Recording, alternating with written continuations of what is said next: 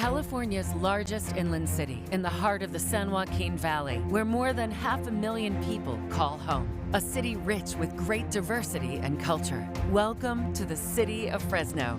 Now on KC24, this is the 2023 State of the City Address with Fresno City Mayor Jerry Dyer, presented by Fresno Association of Realtors, Amazon, Chevron, and Fresno Regional Workforce Development Board, hosted by the Fresno Chamber of Commerce. Good evening and welcome to the 2023 State of the City broadcast. I'm Santaya Rose. The Fresno Chamber of Commerce is honored to partner with the City of Fresno to bring you this program. Tonight we will be hearing from Mayor Dyer about his hopes for Fresno, the current initiatives of his administration, and the people in our community who are making it the best place to live. This evening will also feature highlights from the recent in-person event at the Fresno Convention and Entertainment Center and Mayor Dyer's State of the City address. The Chamber is very fortunate to again have fantastic sponsor support for this event. Without their contributions, we would be unable to do the important work of acknowledging those in our community deserving of recognition. We will also be highlighting 3 special contributors who have made a change in our community. As we continue with this evening's program, I would like to introduce you to Fresno Chamber CEO, Scott Miller. We're so proud to partner once again with the Mayor's Office for this annual event. The State of the City program allows the citizens of our community to hear directly from the Mayor about current successes and challenges, as well as his optimistic vision for the future. Since 1885, the Fresno Chamber has worked hand in hand with our city's elected leaders to ensure Fresno is a great place to live and do business. We're proud of the relationships we've built with the great people at City Hall, and we're committed to serving our members and our community by continuing this tradition. We'd like to encourage everyone to learn more about the Fresno Chamber of Commerce and our ongoing efforts to serve the Valley at fresnochamber.com. Please enjoy tonight's broadcast. Next up, we will catch up on the sights and sounds of the State of the City, which was held at the Fresno Convention and Entertainment Center on May 24th. We will be right back after a very special thank you to our sponsors. The 2023 State of the City Address is hosted by the Fresno Chamber of Commerce and brought to you by One Fresno presenting sponsors, Fresno Association of Realtors, Amazon, Chevron, and Fresno Regional Workforce Development Board, and these fine sponsors.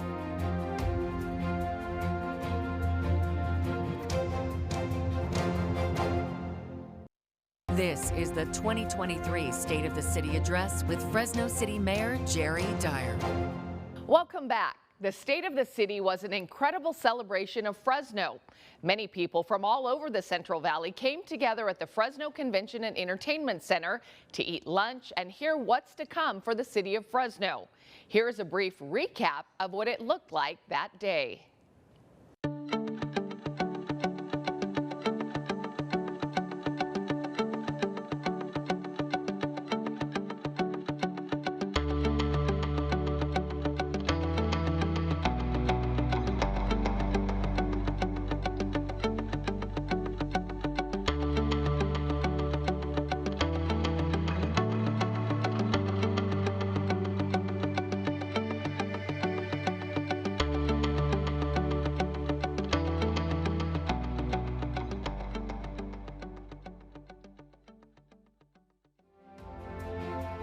When we return, the big moment, hear from the mayor about what we've done and what's ahead as he delivers his State of the City address. This is the 2023 State of the City Address with Fresno City Mayor Jerry Dyer. It is my desire to highlight some of the incredible work that has been done this past year and to share some insights as to what the future holds for Fresno.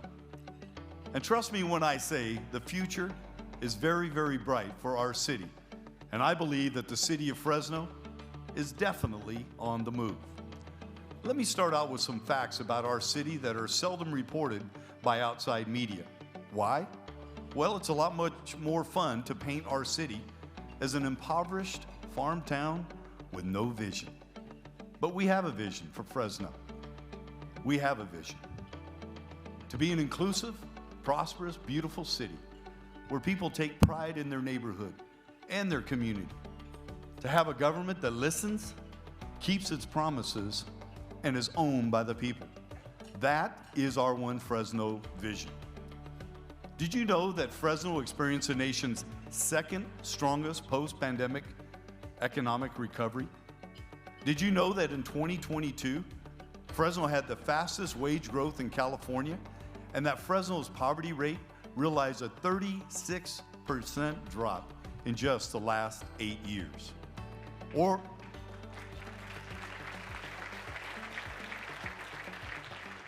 you can clap at any time you want while I'm speaking. I will pause.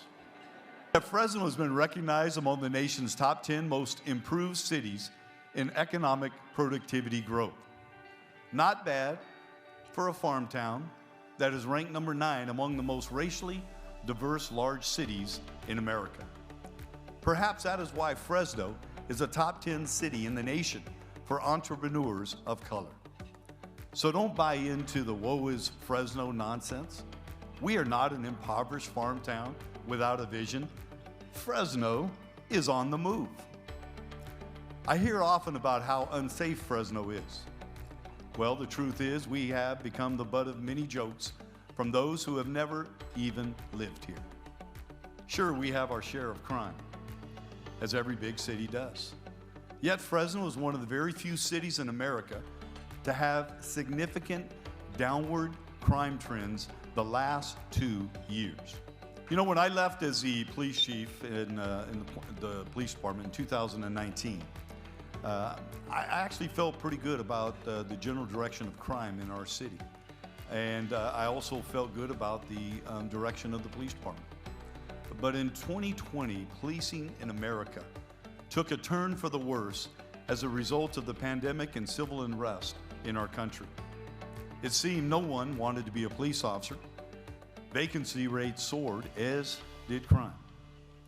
With the hiring of the police chief, Paco Valderrama, and a 3-year labor contract making our police officers the highest paid in the valley, along with the addition of 62 police officers, we are positioned to be one of the only fully staffed police departments in the entire nation by the end of this year. 900 police officers, the highest in the history of our police department. So we use that same model with our dispatchers, making them the highest paid in the valley also. With the addition of 8 dispatchers this year, we will have added 18 new dispatcher positions in just over 2 years. So what does that mean? It means increasing our ability to answer 911 calls in a much more timely fashion. In addition, construction will begin this year on a new state-of-the-art 911 center, replacing the current outdated 911 center that was built in, get this, 1959. So what is the return on investment? Year to date, property crime is down by 15%. Business burglary fell by 47%. Residential burglary fell by 29%. And auto thefts are down by 32%. And at one time, we had the highest number of auto thefts of any city in the nation. But most importantly, violent crime has fallen by 17% this last year, and murders have decreased in our city by an astounding 54% when compared to last year. Sounds like a great investment to me with your tax dollars. And I know just yesterday, our police department culminated an operation, Project Safe Neighborhood, where nearly 300 arrests were made and 57 firearms removed from our streets out of the hands of the wrong people. So at this time, I would like to have Chief Paco Valderrama stand with your team along with all of our officers who keep us safe each and every day and allow us to recognize you.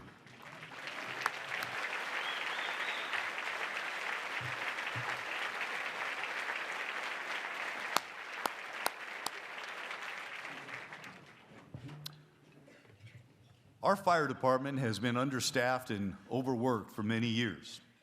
And the prior service model of responding to medical aid calls with large apparatus and 3 to 4 firefighters was less than efficient. In the past 2 years, 66 firefighters have been added, increasing the number of firefighters on duty daily from 83 2 years ago to 101 or 103 daily. That allows for a more efficient, effective, timely response to fire calls in our city. In addition, 4 two-person medical squads are on duty daily to respond to medical aid calls, freeing up firefighters as well as large apparatus and firefighters to be more responsive to fire calls. This past year, we opened up the doors on Fire Station 18 at Shaw and Bryan, and this coming year we will break ground on a Fire Station 12 at Ashland and Valentine. That means fire stations in your neighborhood with a quicker response to critical incidents. We also anticipate breaking ground on a new regional fire training center in partnership with State Center Community College, thanks to $25 million in funding from the state of California. Interim Fire Chief Billy Alcorn, would you and your incredible team, along with all of our firefighters, please stand up and be recognized at this moment.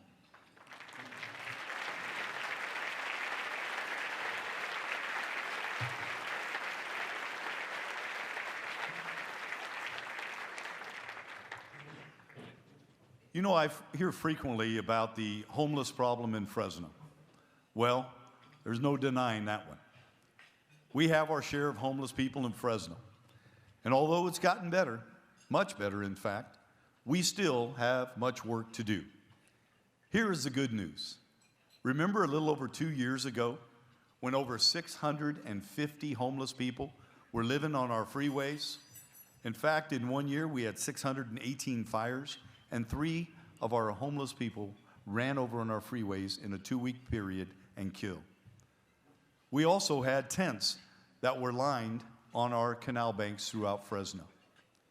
We partnered with state agencies like Caltrans and CHP, the Fresno Irrigation District locally, and we launched Project Off-Ramp.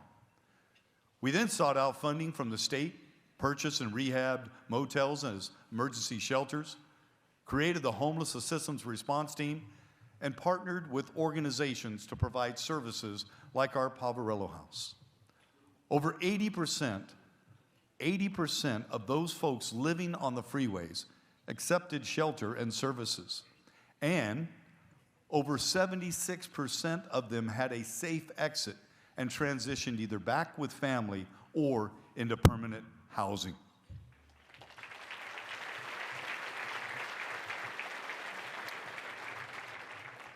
Unfortunately, that number drops significantly as we encounter those who have higher acuity levels of mental health or are chronically homeless. In just over 2 years, 1,800 people have received shelter and services as part of Project Off-Ramp, and more than 60% have received permanent housing in our city.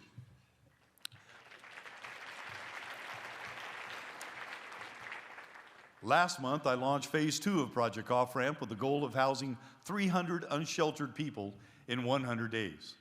Well, I want you to know we are well on our way to achieving that goal with 143 unsheltered people housed in the first 40 days. And by June 30th, we will have housed not just 300 people, but 350 homeless people within our city.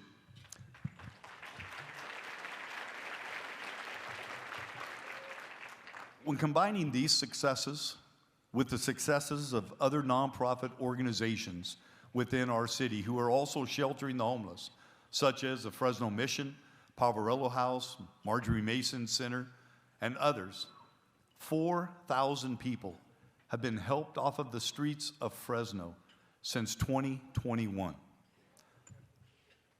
So, why do we still have a homeless problem in our city? And let me tell you why. Some people recycle back to the streets and more people are becoming homeless. And unfortunately, we have yet to find a long-term solution for dealing with those who are chronically homeless and facing extreme mental illness. There is state legislation pending that will provide local government with greater authority to remove these individuals from our streets. I've been asked many times over the past year, where did the homeless go when referring to our freeways? That is the exact same question I hope people will ask 4 years from now. When they drive through our city, I want them to ask, where did all of the homeless go? And I want you to know, it is doable if we believe it is doable. And it is doable.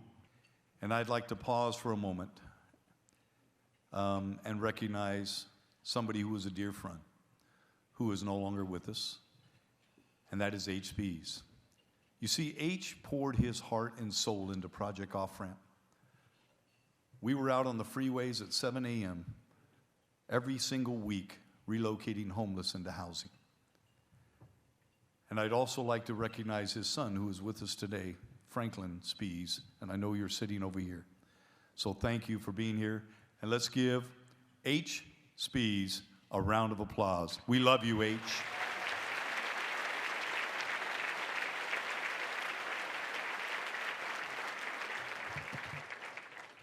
So how about those potholes on the streets of Fresno? Aren't they fun to navigate in our city? It's kind of like a little bit of urban off-roading, if you will. Thanks to Mother Nature and abundance of rain, which we sorely needed, potholes seem to be everywhere in our city. I know, I hear it every day at the gym. Although this has created a lot more business for our auto mechanics in Fresno, it has wreaked havoc on our checkbooks. Help is on the way. My FY24 budget adds several dedicated pothole crews that will repair potholes year-round. These crews will also be provided with new equipment that will give them the ability to use a hot mix asphalt material that will provide a much longer lasting solution so that we don't have to repeatedly fill potholes in our city. And yes, I know the long-term solution is paving our streets, which we will be doing as well. These added crews will reduce response times from 3 business days to 1 business day, as well as allow crews to become much more proactive and less reliant on citizen reporting. That is what we're going to do this year in the city of Fresno.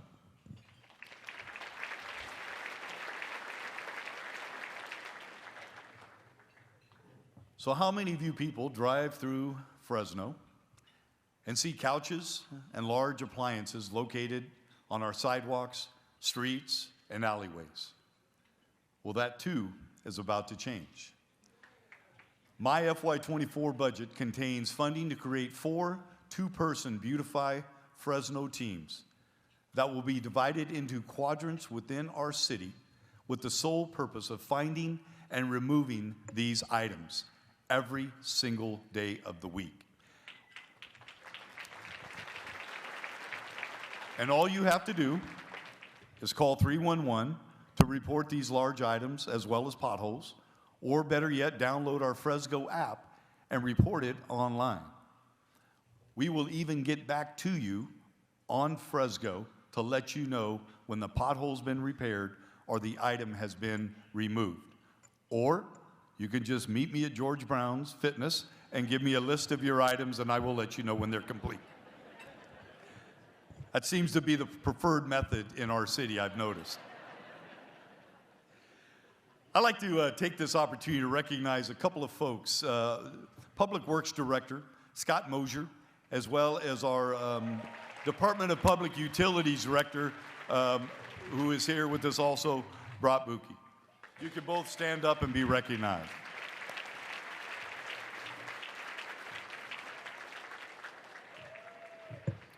And by the way, those 2 departments have the largest budgets in the city of Fresno, for a good reason.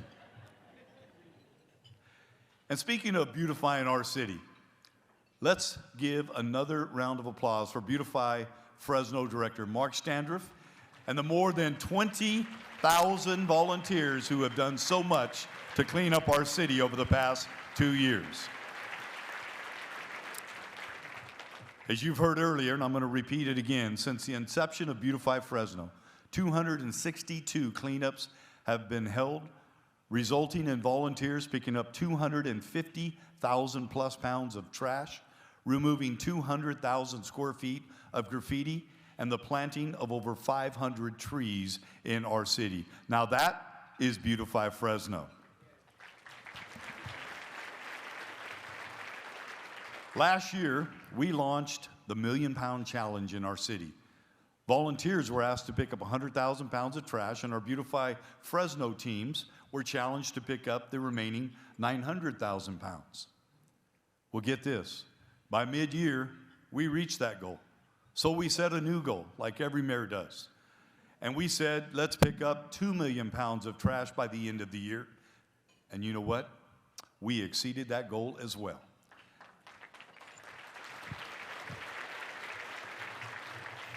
So the good news is we picked up a lot of trash. The bad news is we have a lot of trash to pick up in our city. What is also encouraging is that our youth are engaging more than ever in Beautify Fresno. To date, 17 Beautify Fresno clubs have been established in our schools, organizing cleanup and beautification projects on and around their campuses.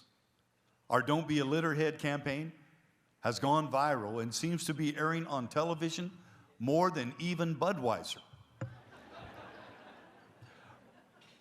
Remember, don't be a litterhead. Now repeat after me as we do at every one of our Beautify Fresno events. I say beautify, you say Fresno. Ready? Beautify? Fresno. Beautify? Fresno. All right, I can't do it a third time. Now let's talk parks, trails, and arts. Thanks to Measure P and other funding sources, the city of Fresno is truly on the move when it comes to restoring parks, adding more green space, and furthering the arts and culture in our city. 2 years ago, get this, there were 6 capital projects in progress related to parks, trails, and community centers. Today, that number has grown to 182 projects, capital projects. Since last year's State of the City, over 25 parks capital projects have been completed, representing a $10 million investment, and 20 additional projects are in the construction or pre-construction phase, representing another $10 million investment.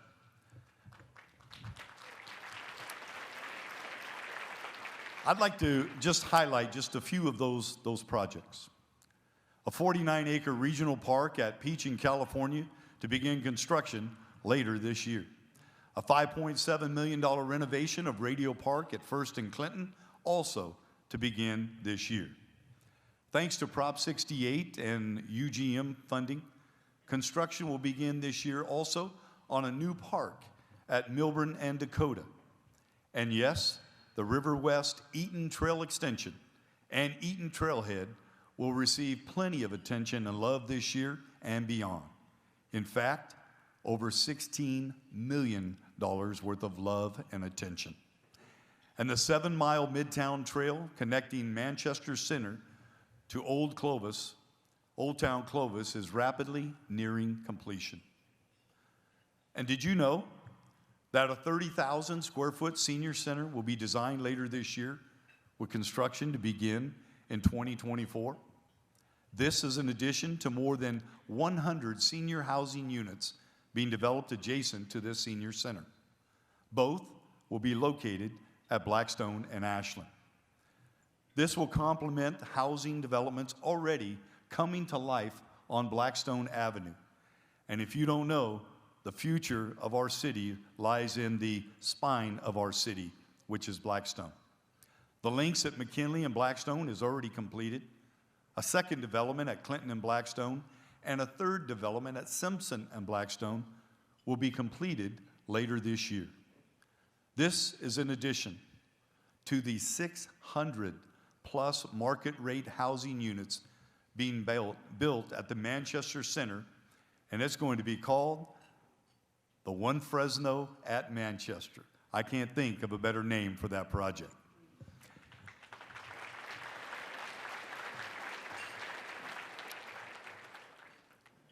And speaking of housing, we, like most cities, are in a housing crisis.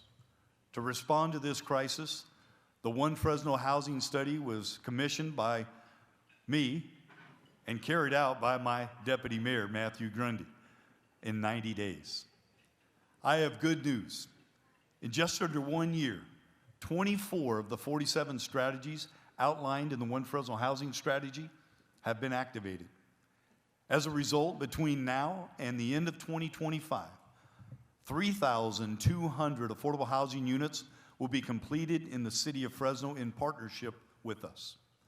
To put that into perspective, if you add up all of the affordable housing units developed in the past 2 years and the number being built over the next 3 years and compare it to the prior 5 years of housing in our city, we will have exceeded the number of affordable housing units by 1,644%. That is what we need in the city of Fresno. And here's why. For those of you that don't need affordable housing, I firmly believe increasing the housing supply in our city is the key to stabilizing rents in Fresno and reducing homelessness in our city. And we as a city are committed to making that happen.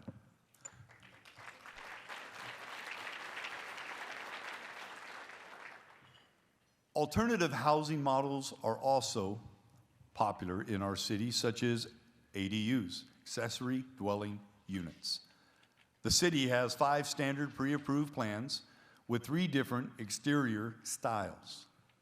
Having a menu of pre-approved plans reduces the overall cost and time it takes to build ADUs. Plans are underway to develop the first ADU or tiny home village in Southeast Fresno that will consist of 26 homes. These homes are currently being built off-site by Dave Clevenger, Prefab Homes, you saw them in the lobby, and will be deployed once the site is prepared.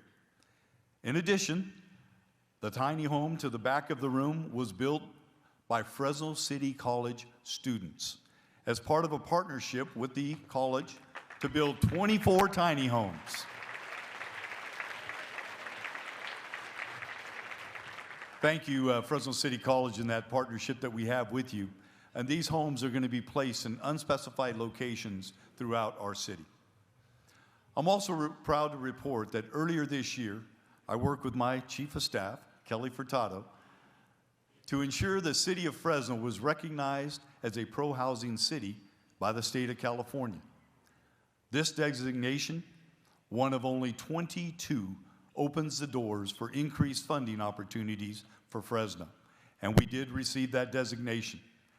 This has already paid big dividends, with the city receiving an award earlier this week of $2.1 million from the state of California for that designation. Thank you, Kelly.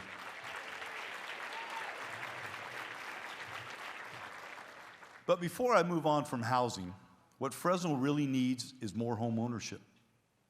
On a national level, 60% of the people own their own home, while 40% of the people rent. In Fresno, it's the exact opposite. In fact, only 40% of the people own their own home, while 60% rent. That's a significant loss in home equity and personal wealth for the people who live in our city. Thanks to state funding, I'm pleased to announce today, for the very first time, the City of Fresno's Mortgage Assistance Program that will provide up to $100,000 for income-eligible households. These funds can be applied toward the purchase price of a home and/or the required down payment, thanks to state funding. And listen to this. There are no monthly payments toward the $100,000 loan, and if a person lives in that home for 15 years, that loan becomes forgivable. That is an incredible deal for the citizens of Fresno. I want to encourage you to, for those folks that haven't owned a home or first-time home buyers, to please check the City of Fresno website for more information. That link is being uploaded as we speak right now. And so my hat's off to Planning Director Jennifer Clark and her entire team for all of their efforts in housing in our city.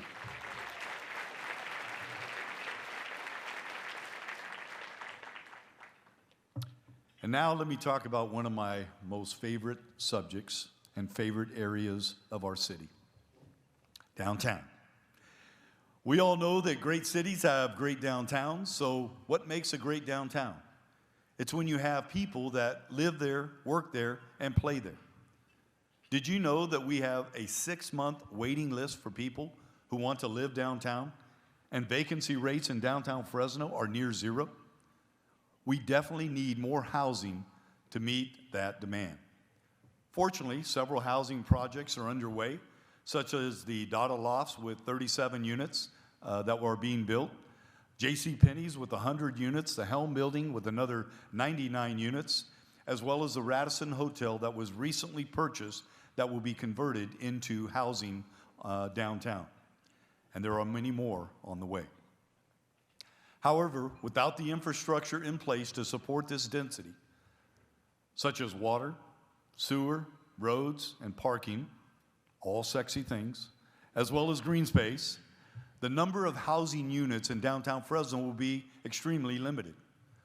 The governor's recent announcement of $250 million for downtown Fresno, as well as a pending $44 million infrastructure grant to accelerate downtown housing, is the boost we need in Fresno to transform our downtown nightlife. We just need to get it over the finish line, and I know my staff has been working tirelessly along with folks from the Central Valley Community Foundation and our local elected leaders to make sure those funds come our way. So thank you to my staff for doing what you've done.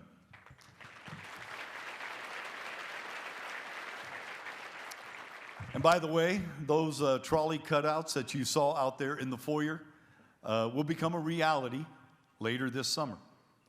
3 brand new trolleys will provide free service from South Stadium and the Brewery District, as you saw out there, through the Cultural Arts District, Tower District, Fresno City College, and end up at Campus Point at Fresno State.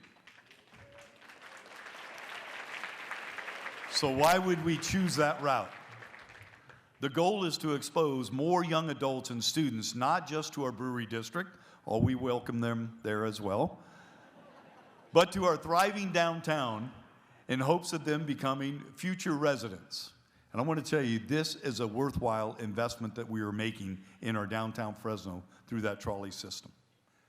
A recent independent study based on cell phone data revealed that downtown Fresno is having a resurgence. Surprise, surprise.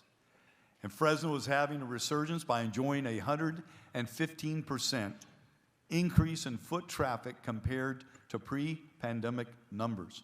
One of the only cities in the nation that is having a resurgence downtown. Most of them are shrinking in size. And not surprising when we consider last month, our stadium, Chachansey Stadium, hosted back-to-back nights of sellout concerts.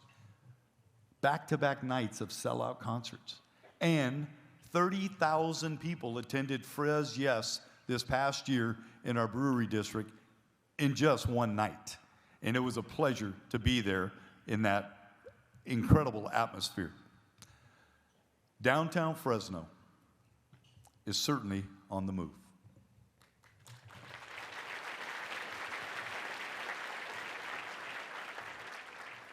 Our downtown is not the only venue on the move. So is our airport. Great cities also have great airports. That must be our airport people. Or people who fly a lot. Fresno Yosemite International is one of the fastest growing airports in the nation, with a 122% increase in passengers compared to pre-pandemic numbers.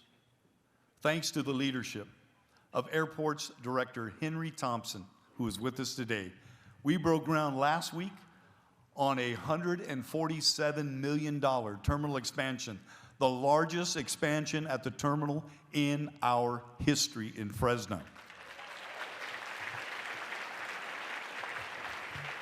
So So phase one of that expansion will include a new federal inspection service facility, expanded security checkpoint, 2 additional boarding gates, more concessions, and a centralized baggage inspection system. Phase 2, which will follow, will add a concourse and 2 more boarding gates. This expansion will attract more commercial airlines, which means increased opportunities for both domestic and international flights. In fact, it will allow our airports to triple its capacity for international flights in and out of FYI. That is something to get excited about. And the exciting fiscal news is thanks to our most recent upgrade to the city's credit rating by Standard & Poor's, Moody, and Fitch. We will save $4.5 million of taxpayer dollars on bond payments on that expansion. And by the way, this is the first time in our city's history that all 3 credit rating agencies have upgraded the city of Fresno during the same fiscal year. Now that is a big, big deal. Trust me. Thank you, Ruthie.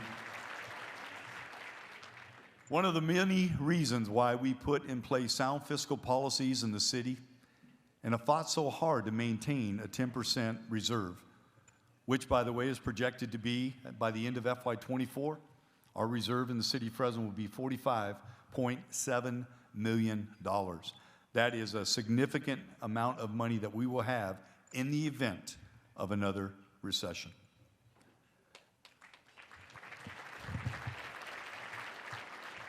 Not too many people clap for reserves. My council does, though, some of them. And let us not forget our most valuable resource, our youth, who we continue to invest in. Over the past 2 years, we have collectively sent over 900 underserved youth to Camp Fresno to experience the great outdoors. Many who have never left the city, and some of those have never even left their neighborhood. We will send far more than that this year.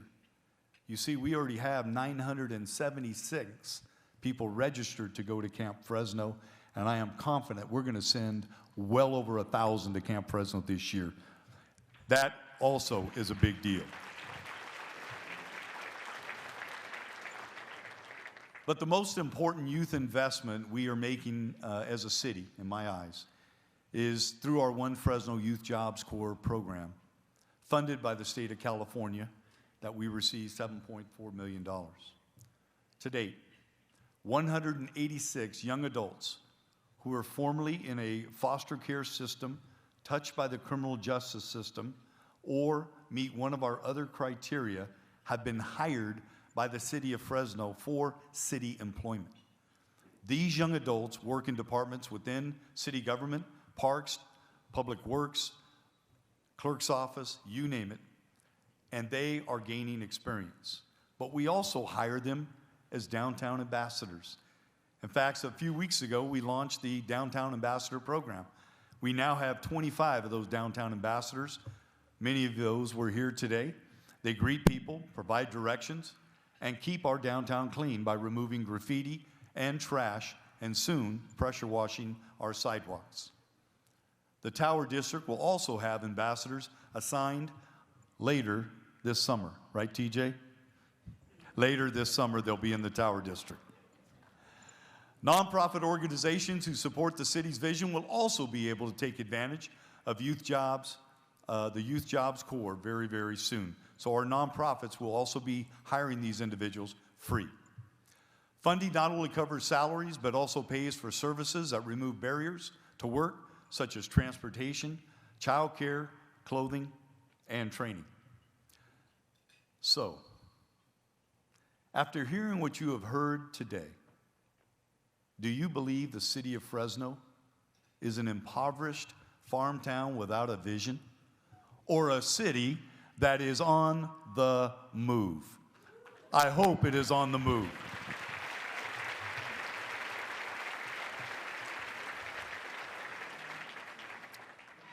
So let me offer a few words as I close, and then the mariachis will take over.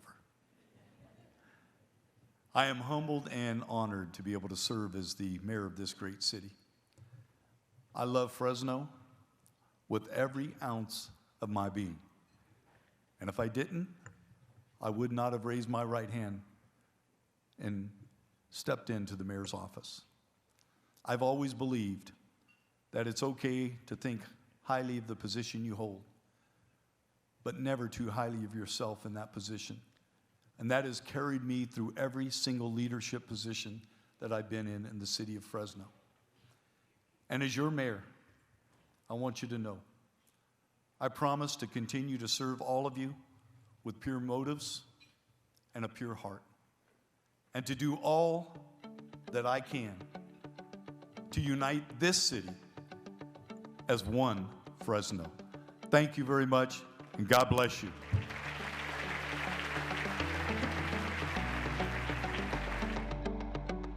When we come back, her work helping those in need has not been unnoticed. We recognize one Fresno woman deserving of the key to the city. That's next.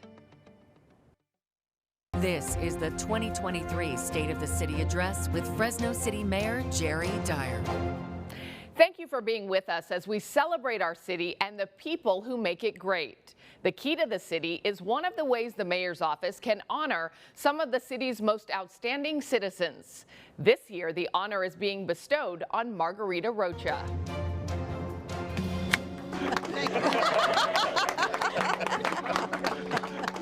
My name is Margarita Rocha, and I am the executive director of this great organization.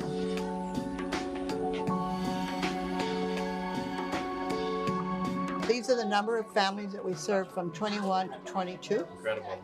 And then the services for families. Yeah. Our job is to provide the services families need. Our job is to present it in such a way that they feel valued. And that, I mean that from the bottom of my heart. We have to care. And I even get somewhat emotional because I see the children that there are times we're working with victims of domestic violence, for example, and these children have just suffered some trauma, and the parent is trying to get some help. We have to help them. There isn't, maybe we can't. We have to figure out something. And if this isn't the right place for them, we have to be able to put them in the right place. Because that child, when you see that look, will never leave you. Because I've seen those looks. Yes, child abuse prevention, but what about child abuse prevention? What do families need? My upbringing is what motivates me to make other people's lives a little easier. I'm the daughter of immigrant parents, and my parents were from Mexico. Didn't learn to speak English, didn't learn to write or read. I was also exposed to the struggles, what my parents went through in trying to do simple things like filling out applications for different things that we needed. They were limited and felt probably, I'm guessing, somewhat intimidated. I learned that it was because they didn't know how to ask for help. And some of the families that we work with, I see that they feel that way as well. They feel like if they ask for help, there's going to be some repercussions, and especially if they're immigrants, that those things are obstacles to them. My team that works here we work to overcome those by reassuring families that yes, they can access services. Yes, we can be their advocate. And if it's a language issue, I have staff here that speak several different languages. This noisemaker gives a level of confidentiality because you cannot hear the conversation. I'm not going to tell you that I'm going to make 100 people's lives better, but if I have a family whose lives is better and their children are healthy and they're in a better environment, then guess what? That young child is going to have a better life.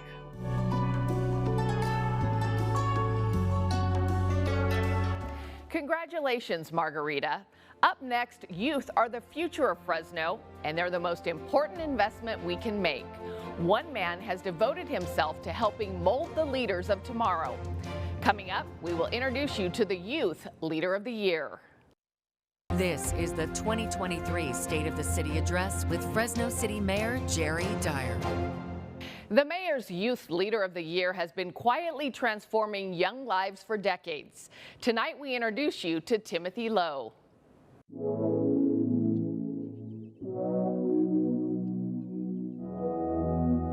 good morning. How are you guys doing? I'm just here to check on you guys. My name is Timothy Lowe. I'm the internship manager of Career Nexus. What I do is I basically recruit the youth and young adults for the city of Fresno. I take them through what's called a soft skills training. Basically teach them soft skills on how to show up for work, hygiene, how to interview, how to create a resume, and those type of things. Basically getting them ready to get out in the field to work. I would recommend you rewatching the one about saving money and all that, so that while you're, getting your checks and stuff right now, you can know how to budget. My purpose in life when it comes to the youth is to really inspire them, really motivate them. Hopefully they can get a job, an internship, or whatever it is to turn their lives around. Have you learned more of downtown? I'm from Fresno, born and raised. I grew up in what was called at the time the dog pound. Kind of rough, gangs and all that, but when I connect with a lot of the youth, it's like I meet them and they're like me. To me, I'm meeting myself. So I'm like, how could I help them? Whether you've been to jail, whether you've been like in all these different fights, it's been different school, you may have a record that's coming behind you, like you can make it out of that. Ready to beat the heat? When the mayor called me, I immediately called my mom and she was like, oh, I gotta get my hair done. I said, yes, because we're going to receive an award. Not just me, but we're going to. I've made it as far as I've made it because of her. So, I'm sorry, but because of my mom, she just saved me, like my best friend right there. I didn't have a dad that did well. He was in prison a lot and on drugs, and so I'm glad that I've had the struggles that I've had because I can connect with them on that level first and then show them, where they can be if they just continue to fight through it. Do you guys go away over there? This job for me has been the most gratifying of my career, or trying to figure out where I belong. Like, this is where I belong. I believe this is where I'm gonna stay and continue to see the young people just, flourish, and even some of them grow up and even be in the shoes that I'm in.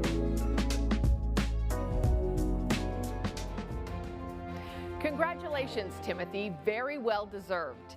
Coming up, find out who will take home our Heart of Service Award. This is the 2023 State of the City Address with Fresno City Mayor Jerry Dyer. This next awardee has dedicated his life to serving others inside and outside of the clinic.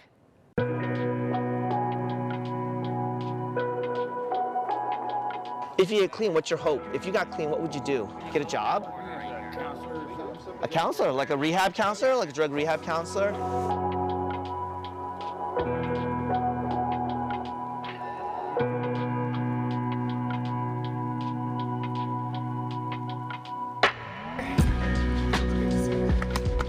My name is Dr. Kenny Bond. I'm the Assistant Dean at UCSF Fresno and the Director of Mobile Health and Learning here. So you've been on the streets for 15 years, Habit for 30. I've been a doc here for 20 years. I work in the emergency department, work at the trauma center, do a lot of safety net, but we see a lot of problems when it's already too late, when you've already overdosed, when you already have those abscesses, when you've already had a mental health crisis. So I said, I have to do something. Right now, we currently have a fleet of 4 vehicles, 2 RVs, 2 support vehicles. We run up to 3 mobile events at any given day. We have a couple projects going on right now, one doing rural health for migrant farm workers who are really high risk, don't have access to care, and probably a large percentage of uninsured and undocumented populations, keeping them healthy. And now we have a new project with the city, which is amazing, specifically targeting unsheltered. Yeah, let's take a look. Yeah. The wound on the hand or the wound on the arm? We're taking care of a lot of wound care, substance abuse issues, and mental health. We are also screening for common public health diseases, diabetes, hypertension, getting people back on their meds. It's just sort of giving people what they need and meeting people where they're at. What's this, a surgery, or they have to cut that open? It's really, really, really fulfilling. I don't know what else I can say about it, but Those patient stories, you know, it matters. Those immigrants that I see myself in, my parents don't speak English. My family are refugees. We're war-torn Vietnam. We ran away 1975. I end up being born in a refugee camp. You know, grew up really destitute. We didn't know where we were gonna get our next meal.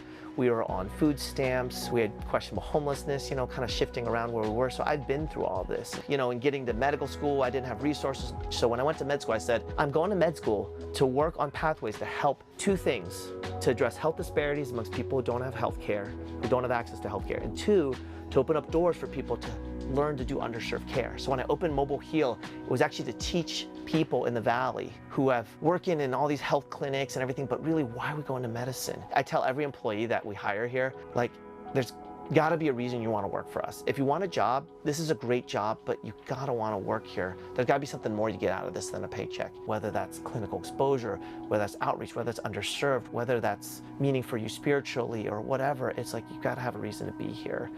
We were coming to Poverello once a week. Now with our new grant and outreach, we're going to go 5 days a week, but we're going to be going to the Parkview Drive in 99, where there's a lot of the old hotels that we're turning over. We're delivering care, but we're trying to educate future providers to do underserved care for the Valley, to make our Valley a better place. That's what we're about, and that's what I love.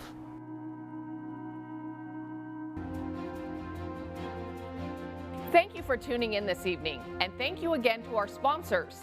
Thank you to our One Fresno presenting sponsors: Amazon, Chevron, Fresno Association of Realtors, Fresno Regional Workforce Development Board. Thank you to our gold sponsors: Community Health System, Learn for Life, Mid-Valley Disposal, Precision Engineering, and Southwest Airlines. Thank you to our incredible VIP reception presenting sponsor, Sagasser, Watkins & Whelan, PC. And a huge thank you to all of our silver sponsors. Thank you all so much for tuning in. I'm Santaya Rose.